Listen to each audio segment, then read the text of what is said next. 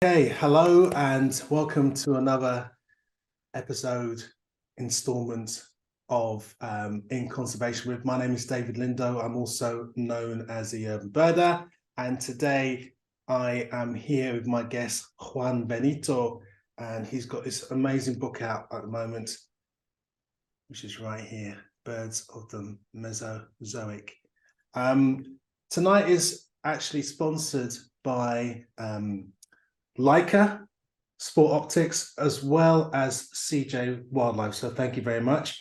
And before we say hello to our guest, let me just quickly say that Juan is a vertebrate paleontologist and a postdoctoral researcher at the University of Cambridge in the UK. His research focuses on the morphological evolution of birds, and he studies both fossils and extant birds in order to better understand the origins of modern avian diversity.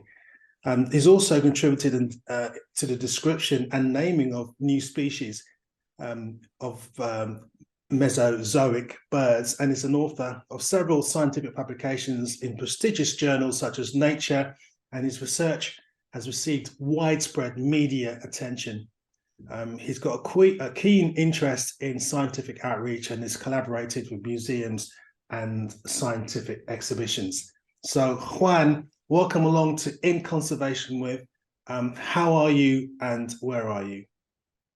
Hi, David. I'm very happy to be here. I'm great. I'm feeling great, and I'm currently in Cambridge in Cambridge in the UK. Currently in the university. Yeah, and you originally hail from Spain, of course. Mm-hmm. Whereabouts in Spain? So I am from Barcelona. Very nice city indeed. Mm-hmm. Now, one question which I think a lot of people might be wondering is how did you come to be sort of sitting in front of your computer talking to a screen about this book? Where did your interest in, I mean, because most people have an interest in natural history or birds or have you, or insects or what have you. Where did your interest in I guess it's paleontology, or was it originally in animals, living animals? So for me, it was initially paleontology. I was the classic kid that likes dinosaurs and that knew all the dinosaurs and whatnot. And from an early age, I wanted to be a researcher in paleontology and never changed that dream, I guess. And I just kept going, and in the end managed to, do a PhD here in the UK in paleontology. So although I always liked animals and birds, and I've done, some bird watching from early age, I was never a bird person until I started my PhD, which was exclusively about birds, and then I fell in love with them. So it, like it came from the paleontology side, and then I found that actually birds are the coolest animals, and fossil birds are the best among them. A lot of kids, I know, especially nowadays, are really interested in paleontology. Not that they may know what that word means, they're just interested in dinosaurs. And, there's lots of cartoons and all that sort of stuff, and even products out there that are named after dinosaurs or shaped in dinosaurs images, or, you can go to amusement parks and stuff. But so few people, I guess, actually make that cross into what you do now. Just quickly, how would a young kid watching this, who's like 10 years old, who's really quite fascinated by dinosaurs, say, how would that kid then sort of prepare himself to get into what you're doing? So luckily, I think paleontology is first one of the natural sciences that has a biggest amateur side, so that helps a lot. Like there's a lot of resources to collect fossils, to collaborate with museums and stuff. Like even if you don't pursue a career into paleontology, there's a lot, same as ornithology, like citizen science that can happen, and people can really go to your local museum, ask about collaborating with their fossil collections, etc. But to pursue a career in paleontology, the best way is to aim to be either a biologist or a geologist. So, study biology or geology at uni. Both sciences kind of overlap in paleontology. So one studies living beings, and the other one rocks, and paleontology studies living beings that have been preserved in rocks. So from either science, usually this varies between countries, but in many places there's paleontology masters that allow one to specialize in that field, and from that, PhDs and stuff. It's not, there's in comparison with other biologists and stuff, there's very few paleontologists, so it's not the easiest path to get on. When I was in Barcelona, for example, there was not many resources for paleontologists back then. That's why I came to the UK. But if you look for them, there's museums and universities tend to have paleontologists in them that you can collaborate with. Yeah, okay. You know what? I think what we need to do here is let's see your presentation, because when I heard that this book was coming out, I thought, amazing, how creative, how incredible, because we're obviously we do a lot of ID books on what's out there at the moment, but to think about something that was there that isn't there now, it's just incredible. I love the idea of this. So I'm really very excited to find out, about your work and how you came to actually to put this book together. So please, actually, you got a colleague here, Rock Olive. Yeah, Rock Olive. Oliver. Okay. Olive. Yeah, he's the artist, and we've been collaborating through the whole books. He's done all the reconstructions. We've been collaborating on all the illustrations of the birds and how to do them. He will love to join us. Unfortunately, he doesn't speak in English, so that makes it a bit difficult. But he's based in Barcelona as well. Okay, Spanish. Oh, we could have had a Spanish lesson tonight. Oh yeah, I mean, we can invite him and just do the whole thing in Spanish. So I would be very happy to do so. Okay, well let's have a look at the presentation anyway. All right. And Zoomers, as I said before, watch this on Speaker View, and you see the whole beauty of it. So can you see the presentation now? Absolutely, beautiful. Perfect. Well, so just to introduce this presentation and this episode of In Conservation is about this book that we recently published. It came out in December of last year, and it's a field guide, or it's like, let's say, a mock field guide, because of course you cannot see any of these birds in the field anymore. But it uses that format to explore the diversity of the birds from the age of dinosaurs.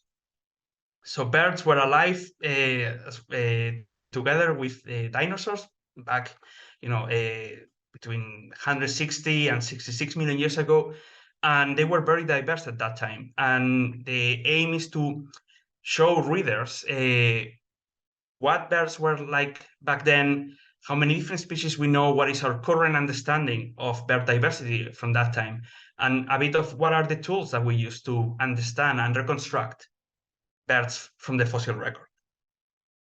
So, oh yeah, no. So just to set a bit of the stage of what we talk when we talk about the Mesozoic. The Mesozoic is the technical term for the age of dinosaurs. So the story of the Earth, we divide it in several eras, and the Mesozoic is the era that goes from 251 to 66 million years ago. And it's the era of the Earth where the dinosaurs came to dominance, and is mostly characterized for the diversity of dinosaurs that most people might be familiar from movies, etc. And it ended 66 million years ago in a dramatic fashion with the impact of an asteroid into the Yucatan Peninsula, which caused the extinction of all non-avian dinosaurs. So birds, or what we call birds, first appear around 160 million years ago. So towards the half of the whole age of dinosaurs. And most of the birds that we cover in this book come from a single formation or locality, a single spot around 120 million years ago. Birds that we can identify as modern birds belonging to living lineages like ducks and chickens, etc., don't appear until the very end of the age of dinosaurs. And those birds, in particular, those that we can identify as belonging to living lineages, are the only ones to survive the asteroid impact 66 million years ago. But this brings a question: what is a bird? Because in case you are not familiar, birds are a group of dinosaurs, and we see, when we look, we know now, like many dinosaurs were covering feathers, and in many of them would have looked very bird-like. So it can be difficult to establish a single cutting point where we call birds, and where to differentiate between birds and bird-like dinosaurs. So although there's many disagreements about what is a bird, what is not, and what are the best words to refer to these animals, most researchers, and this is the approach that is taken in the book, when they talk about birds, they talk about a group called Avialae, which is all those dinosaurs that are more closely related to living birds, which are represented here by this long-legged chicken-like bird, than to Velociraptor and other dinosaurs like it. So Velociraptor, which most people might be familiar from Jurassic Park, it's closely related to birds, but it's not a bird. So all animals that are more closely related to living birds than to Velociraptor is what we will consider Avialae, or birds.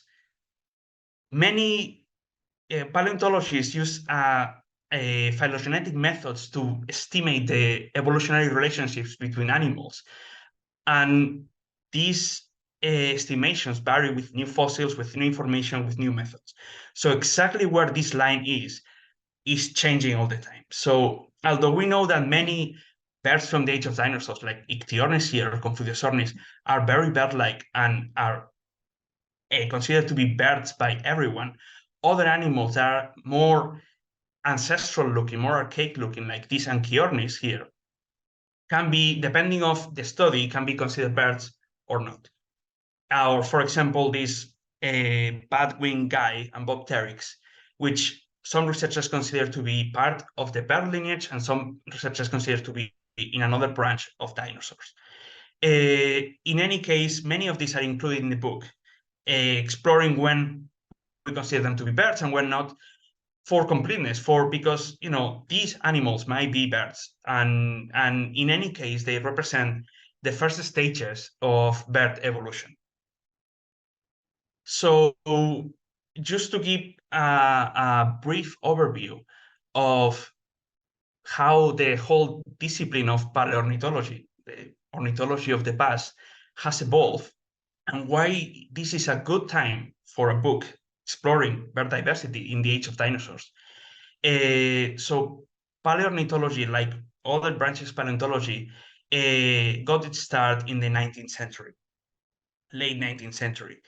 And from the beginning, there was a series of incredible and exceptional discoveries, like these Archaeopteryx here that you can see with its feather impressions and its bony tail, that show that these fossils that have a transitional morphology between what we can see in modern birds, like feathers, and anatomies that were more like those of reptiles, like bony tails, claws, teeth, etc. Other birds that were discovered at that time were more bird-like, like Ichthyornis or the diving Hesperornis that is shown here, but still had teeth. And these discoveries were from the point they were published, a great support for the then fledgling theory of evolution. Like they offer direct proof of transition between different groups of animals. And however, for most of the 20th century, after those initial discoveries, our understanding of fossil birds, particularly during the age of dinosaurs, didn't improve very much. There was some very important discoveries, but as you can see, they are based in way more fragmentary material, looks way less impressive, less complete skeletons, etc. However, one of the main or more important discoveries towards the end of the 20th century was the recognition of a complete different lineage of birds that we call the Enantiornithes, or opposite birds, that was in many ways similar to modern birds, but completely unrelated. They represent a parallel branch of the bird tree of life. This started to change towards the end of the 80s and the 90s of the 20th century, where a series of exceptional discoveries from Spain, from Cuenca, started to show shed a lot more light on to bird diversity during the age of dinosaurs. You can see 3 species here from Cuenca in central Spain, and that they preserve feathers, they preserve soft tissue, and they were way more complete. And they all represent birds from this group of opposite birds, showing that they were a very diverse group of birds, and that birds were a very successful group of animals during the age of dinosaurs.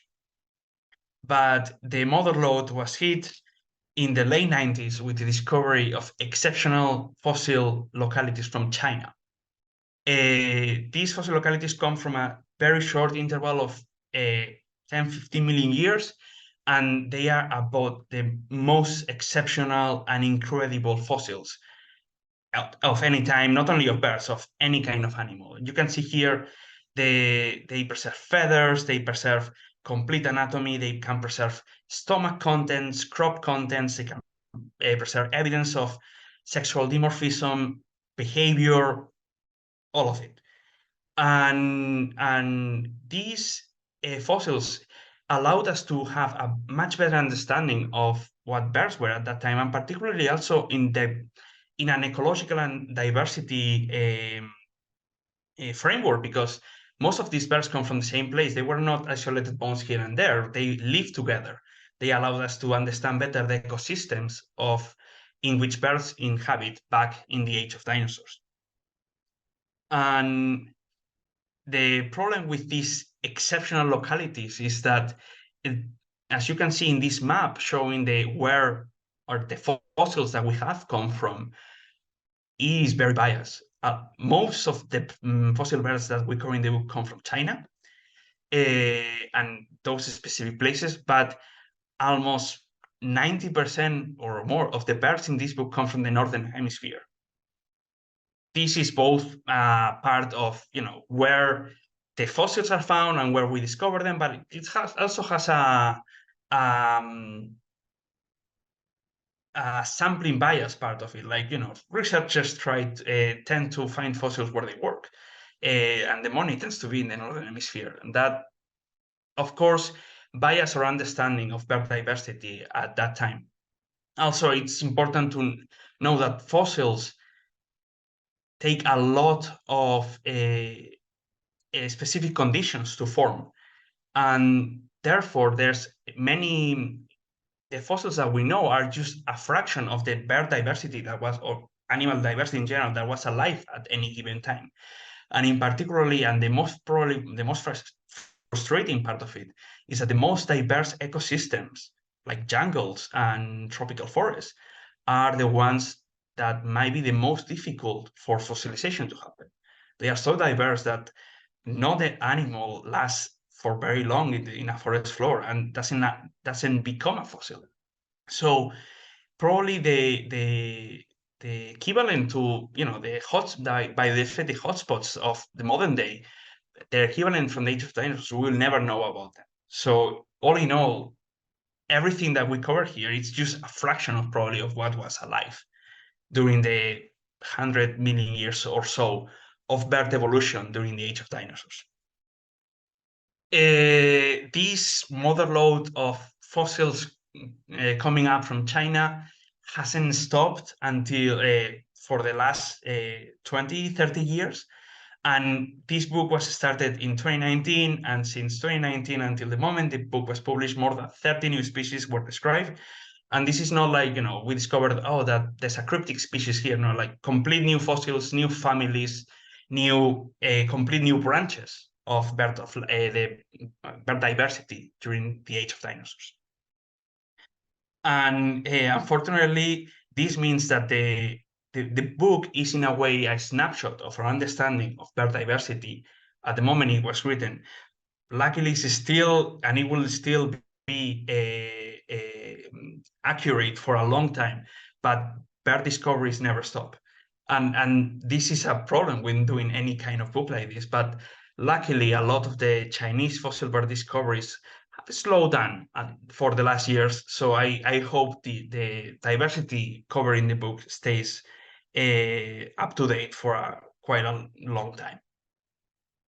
So just to give the viewers a kind of overview of the kind of birds that are covered in this book, the first part of the species accounts of the book covers what we call the long-tail avialans. Those are the first birds to evolve, and in many ways they are very dinosaur-like. Of course, they are dinosaur-like because they are dinosaurs, like every other birds, but they maintain this archaic or ancestral morphology with long bony tails, like those of reptiles, covered by feathers, of course, wing claws, skulls very similar to animals like Velociraptor and stuff like that.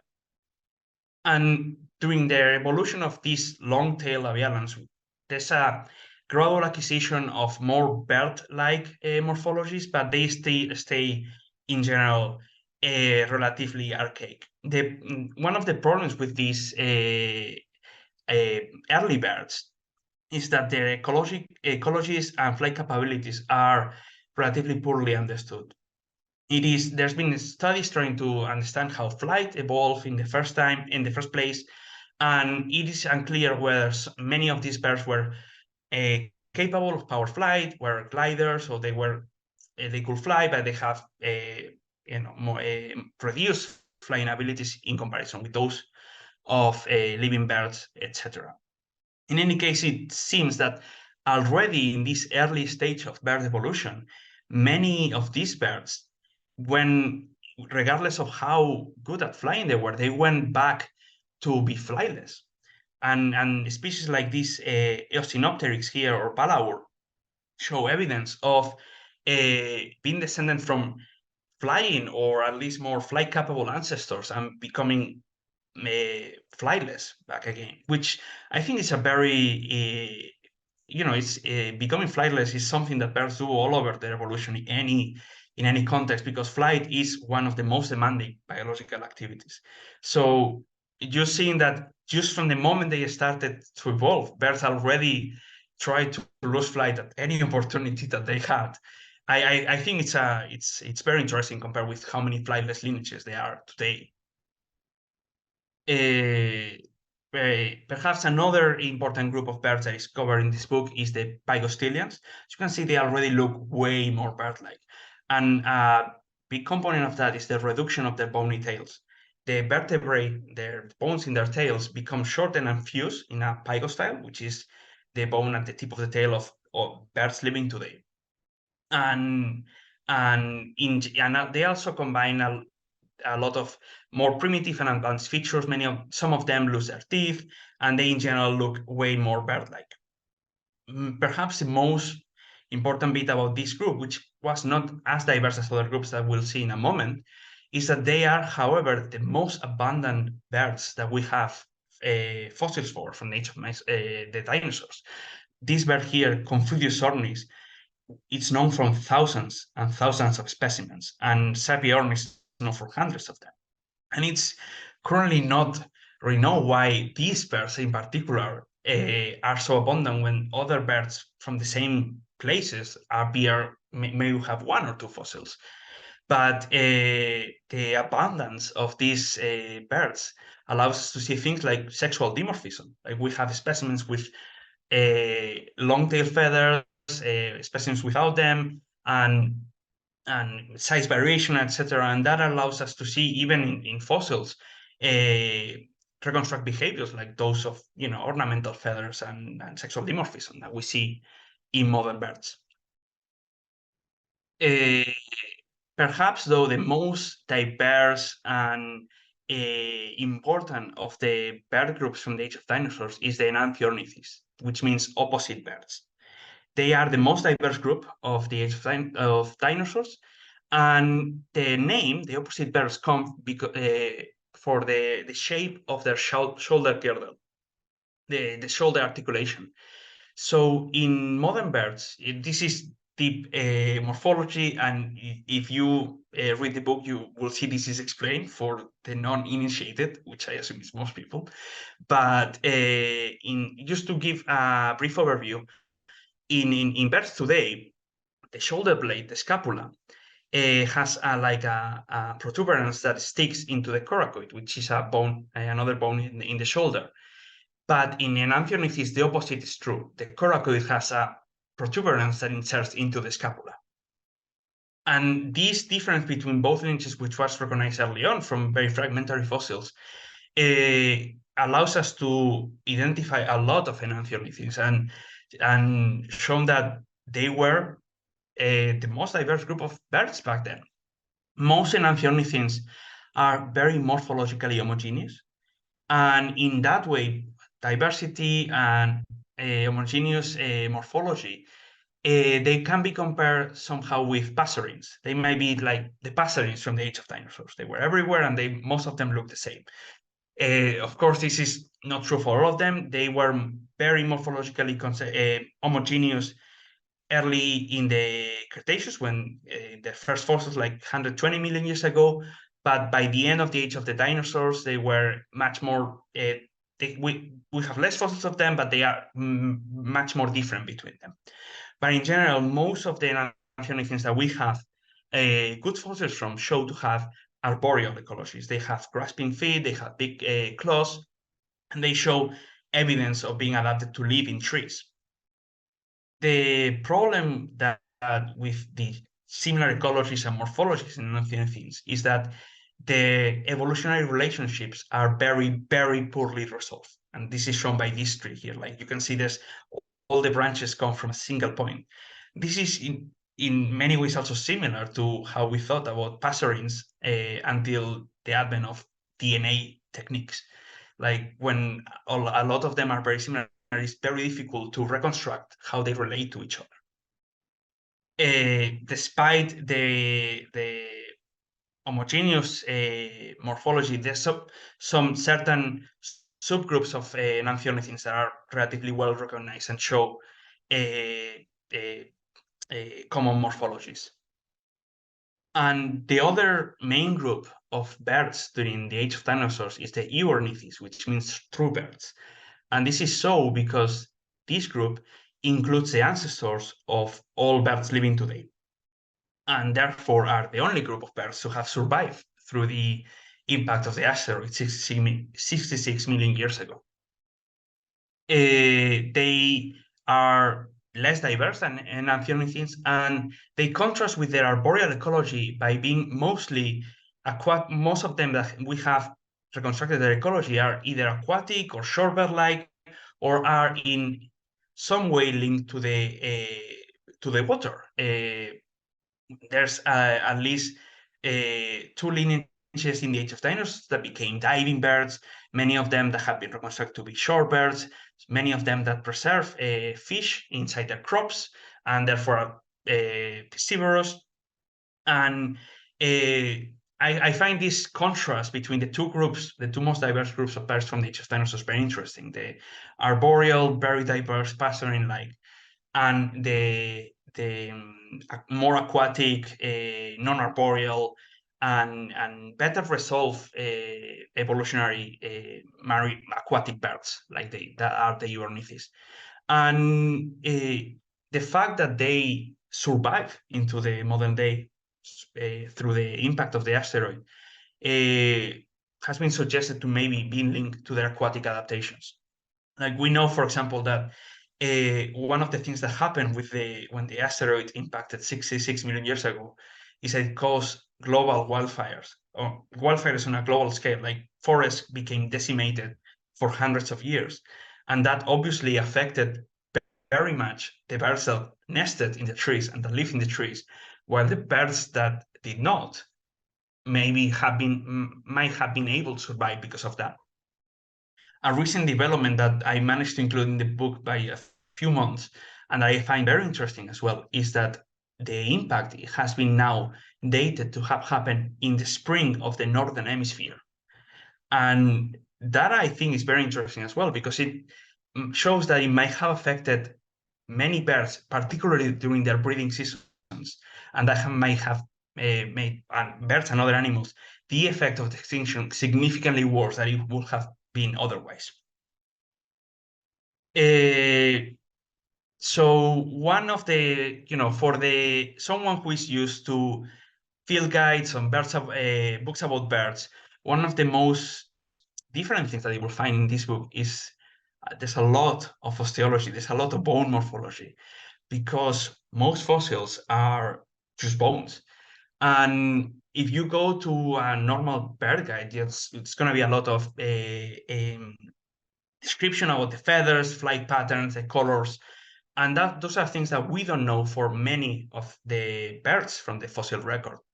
And as such, just to make this book easier to access for those that don't know bird morphology, which it's most people in this world, the book offers an introduction to avian osteology, which is useful as well for modern birds if someone is interested, but explores the different bones of the skeleton, how those bones differ between different groups, and also how the skeleton evolves.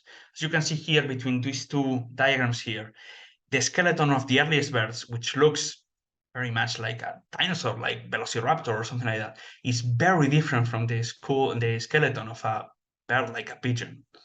And this transition between these two morphologies happens during the age of dinosaurs. It's an acquisition of a more specialized flight-adapted skeleton. Here, just to, if someone likes bones and someone likes diagrams, they are going to find lots of them in the book. So I hope you like them. In any case, everything is explained, because I understand that it's not, those are not skills that even the most expert birders usually have, because we don't usually deal with bird skeletons in the wild. But just to give an idea of some of the things that that we can know about birds now, thanks to their exceptional fossil record, and that are covered in this book, is details about their plumage and their flight style, for example. Many of the fossils, particularly from China, preserve incredible feather remains. They allow us to reconstruct complex feather patterns, like in this Euornithes here, that had like a palm, a front like a feather fan at the tip of the ponytail, but then a second fan at its base, for example. Or this Phaetianus paradisi, which the name paradisi says it all. It's a complex feather arrangement in the tail. It reminded the researchers who described it of a paradise bird. But the preservation of feathers is as well, in many cases, so exceptional that allows us to reconstruct the shape of the wings and even estimate flight style. These two birds from Spain, from Cuenca, their flight style has been studied, showing that they float like modern small passerines with a bounding flight, for example, at different heights. And something that I talked with David some time ago, and that might be interesting for people used to look at birds, is that many of the birds from the age of dinosaurs didn't have tail feathers, or didn't have tail fans as we understand them now. And you can see they have these kind of naked tails in a way.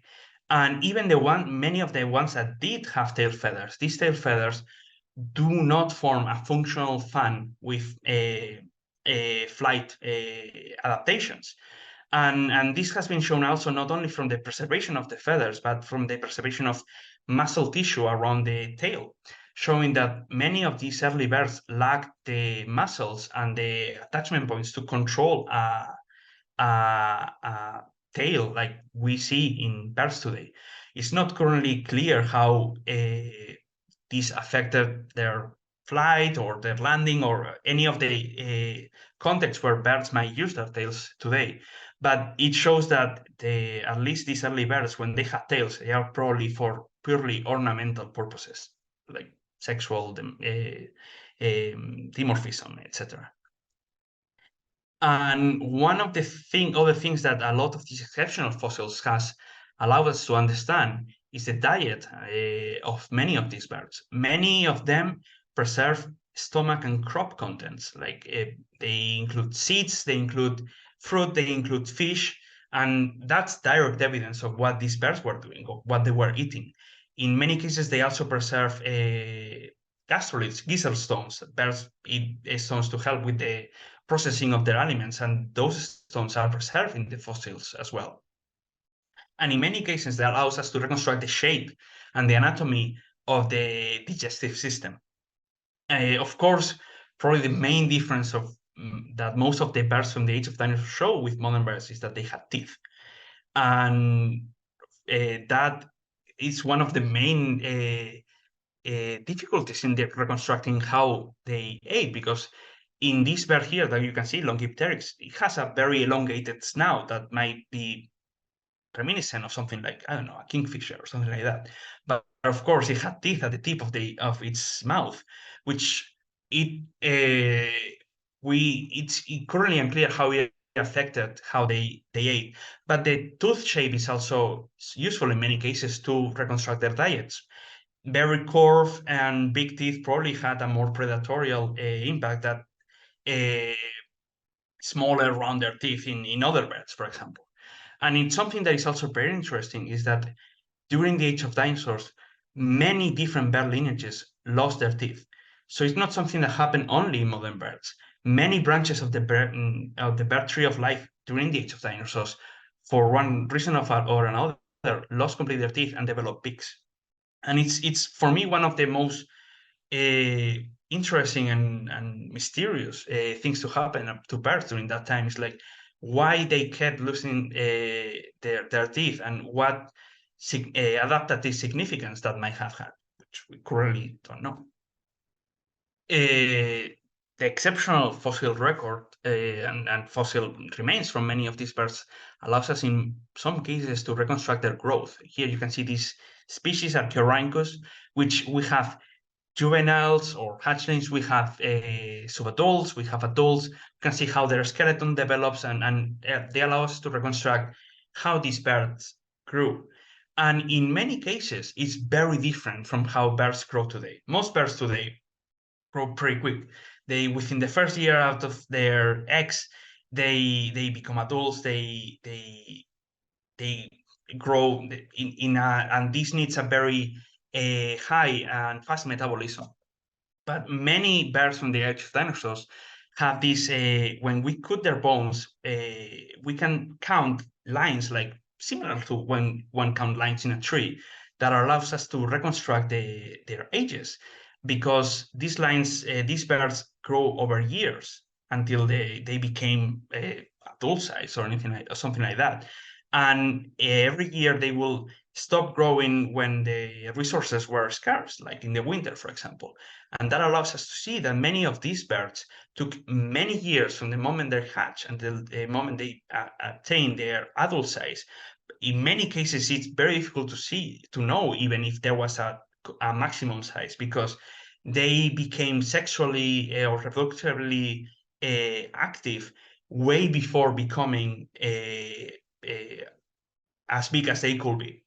So there seems to be this kind of decoupling between skeletal growth and sexual maturity, which is completely different from what we see in birds today. Towards this group that we mentioned earlier, the Euornithes or true birds, during their evolution, we see this transition to a modern bird-like growth style, where they grow within a year, and they don't show these lines of growth that are more characteristic of reptiles or something like that. And all in all, this information about their biology allows us to reconstruct their behavior. And the book, although it's organized in a field guide way, like birds with their information, there also includes some scenes showing how these birds might have lived, and showing the diversity of living styles that even birds show very early in the evolution, from marine gull-like birds to diving birds to maybe chicken-like things, etc. And however, one of the questions that most viewers today might have is, how do we get from these fossils to a illustration of what these birds were like? And as you can see from many of these Chinese photos, sometimes it's relatively easy. These fossils are exceptional. They have feathers, they have soft tissue. You can even see the toe pads in this foot. And in many cases, like this Euornithes, we have many fossils to work with. So whatever is not preserved in one fossil may be preserved in another fossil of the same species. Just to give you an example of how this might work with these exceptionally preserved species, here is a video by Rock, the artist, showing the process that he followed to reconstruct one of these. Like, many cases are as complete that you can literally just draw from the skeleton because they are just that complete. And so yeah, this can show an example of how the illustrations in this book were produced.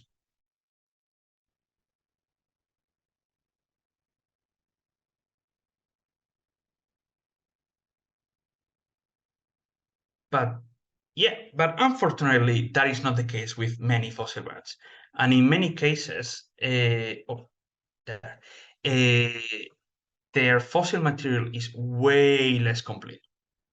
And here you can see, for example, this diving bird, Hesperornis, which is known from many fossils, and we have a very good grasp of its morphology and ecology. It was like in a way, like a gigantic loon. It's more like a seal size than loon size anyway.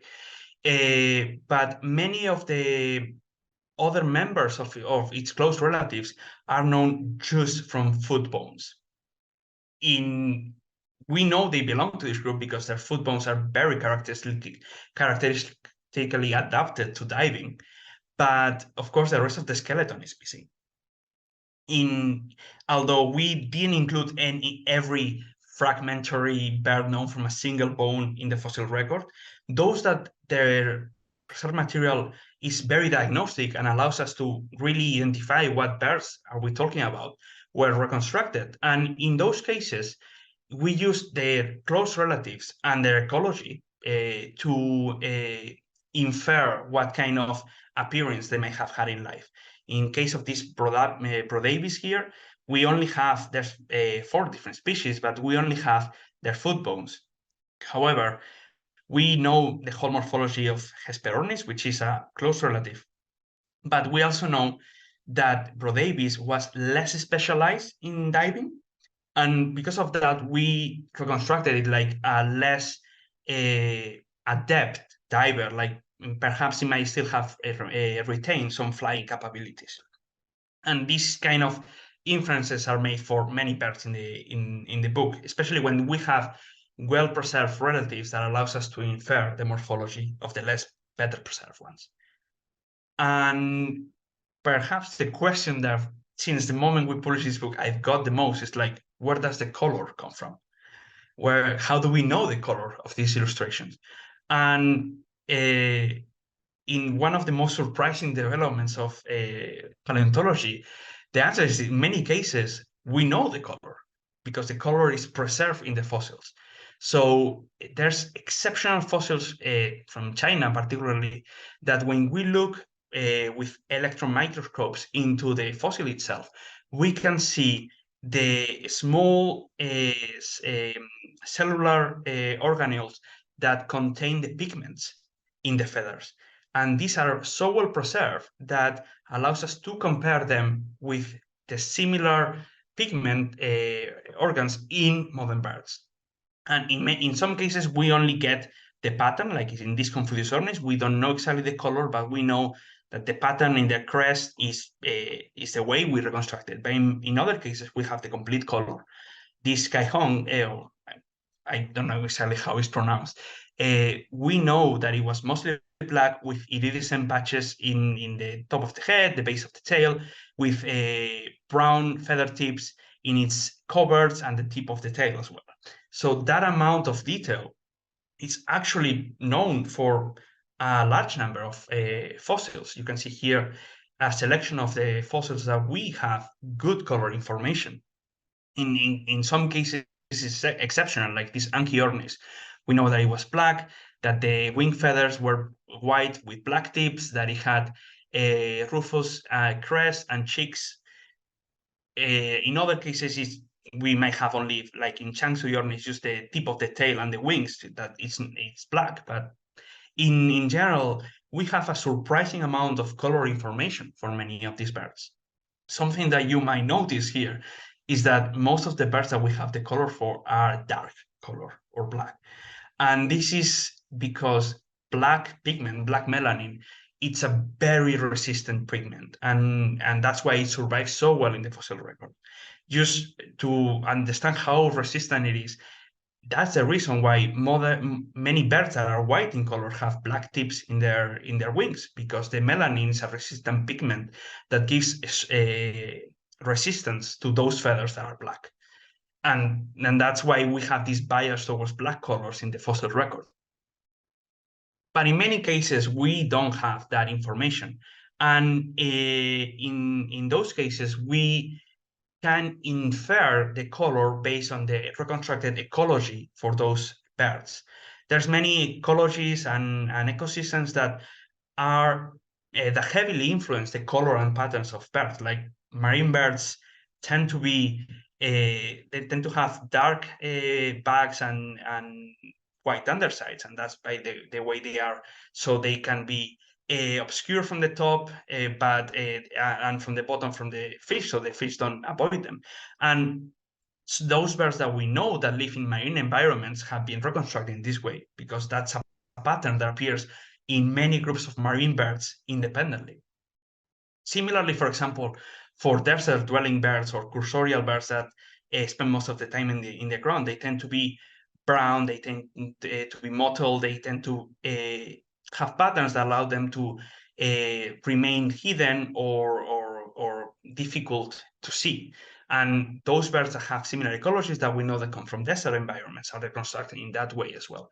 So even in the cases that we don't have preserved color information, we are able to infer what colors these birds might have been. So in no case the reconstruction is complete bullshit. It's always based on what we know of these birds and what we know of how they live.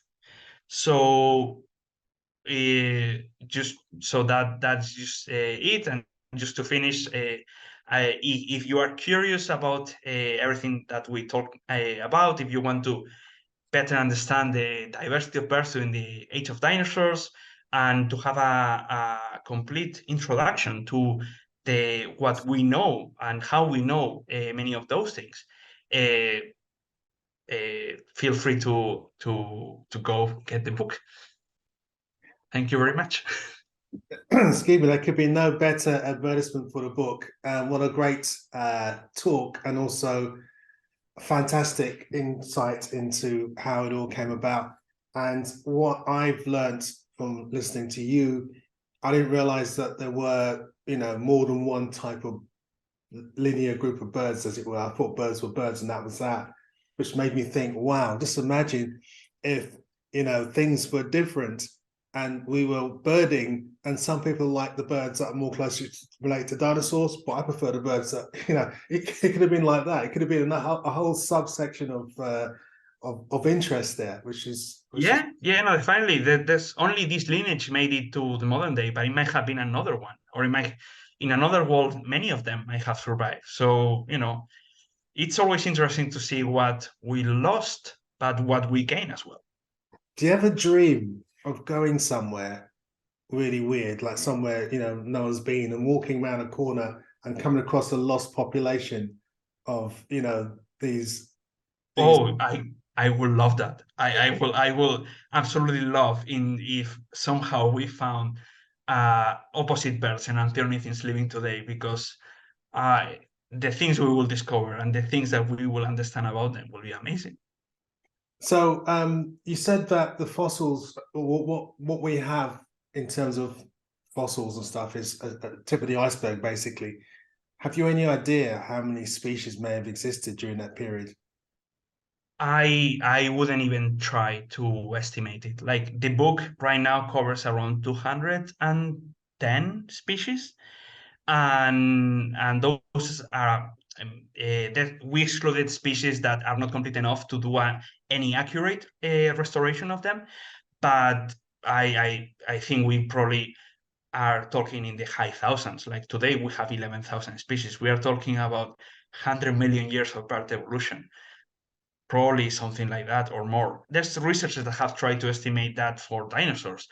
I'm very skeptical that we can even attempt to estimate that number. I'm glad you mentioned the color thing, because I remember looking through the book, and I think someone in the audience, actually, one of the Zoomers, pointed out, the color. And I didn't. It's just amazing that you can actually detect the pigments, because you, as a layperson, you think of these birds, if you do think of them at all, but certainly if you think of dinosaurs, you think of them as being either grey or brown, and that's it. Which brings me on to dinosaurs. The current thinking now is that some of them had feathers, no? That the current thing is that many of them actually had feathers. Like there's some discussion of whether feathers were something that appeared before dinosaurs and all of them had them, even if some lineages lost them later, or whether they appear with, during the evolution of dinosaurs. But the amount of dinosaurs that have evidence of feathers grows and grows and grows. And in many cases, we also have the colors of those dinosaurs. It's incredible. I mean, it's hard to believe that a Tyrannosaurus Rex was covered in, purple and yellow feathers. It would. I mean, that one actually, that's an interesting one, because we know that the ancestors of Tyrannosaurus had feathers. And during some time, it was thought that Tyrannosaurus itself was also covered in feathers. But then there was evidence that it wasn't. So it seems like it might have happened something like with an elephant, that, it's so big that it loses its hair because otherwise it will overheat. So many of the big dinosaurs might have not had feathers because they got so big, even if their ancestors had them. So, it's a very complex story that comes and goes. Yeah. Yeah, fascinating. And fossils, I mean, should we still be looking as laypersons, walking, combing beaches, looking for fossils still? Should we still, where can we look for fossils? Because in your presentation, you showed the map of the world, and most of the fossils have been found in China. But, is it possible to find one in the middle of Africa, or, in South America or something? Definitely.